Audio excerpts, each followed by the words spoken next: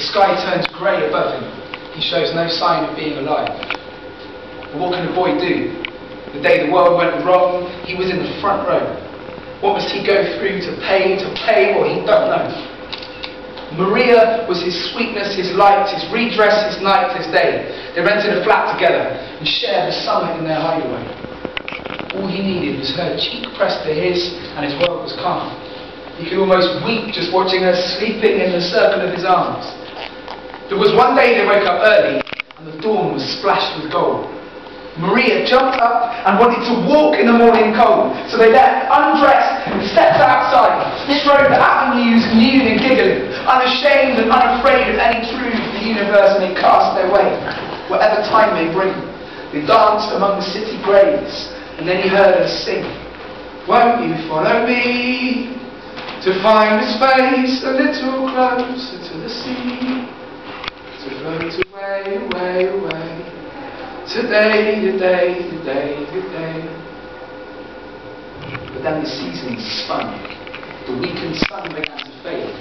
With such freedoms come poverty, and food has to be paid for. Maria was too much the wild child to work for a living, so it was he who went out chasing papers while she chased her visions. Imprisoned in suits and factory uniforms, he slaved to pay for them both. Dawn through to dusk, resentment cultivated into mistrust in his mind, and nothing hits us like a kiss does when there's very little love left within it. And workaday stress has stretched his love to its limits. Money makes money, someone said, right? But the money he made barely bought bread for the table. And when you watch the weeks tick away, and the clock on the factory wall steals the day, and all that's left you is the grey of twilight, and the long tired nights, there's got to be a point when your fire dies. And his was fading fast. No number of Maria's laughs could warm him. Someone should have warned him. Even a crack in the design let a storm in, and the architecture of their love was looking worn thin. A smile, a worried look, an angry thought, a fumbled coffee cup, a slap, a slammed door. She wanted to make love, he needed to sleep. She wanted to talk, she thought, too deep. And she said, "Won't you follow me to find a space a little closer to the sea, to float away, away, away, today, today, today, today." And to his mind, it seemed that Maria had lost her rhyme and her reason in her drinking and daydreaming. Sick of coming home to the mess she made with scattered sculptures and fragments of scribbled pages. She called it art. He called her from work, said he'd be home late, needed some of his own space, needed a drink, so he went with a couple of workmates to this bar just opened close to the factory gates. And his mates were chatting about his women they find thick, saying they wouldn't mind a bit of it, considering, and in the midst of it, our friend is drunk and hypnotised by this blonde with a skirt with cute little eyes that flicker like the serpent's tongue, blatantly flirting. You thought, that's just what I need after a week's working, right? And one drink leads to another thing.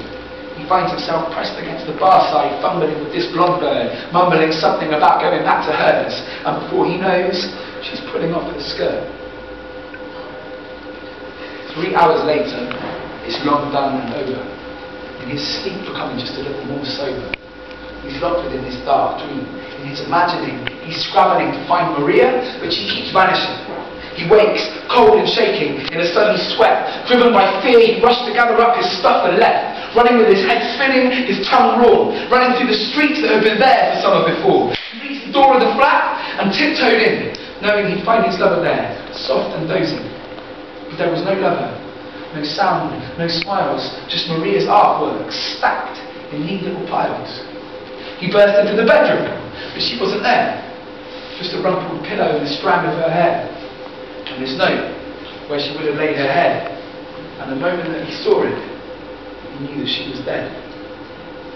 It read, "Won't you follow me to find a space a little closer to the sea, to float away, away, away, today, today, today, today. 'Cause everything must die, no sooner dry than we are taken by the tide, and float away, away, away, so very little time to play."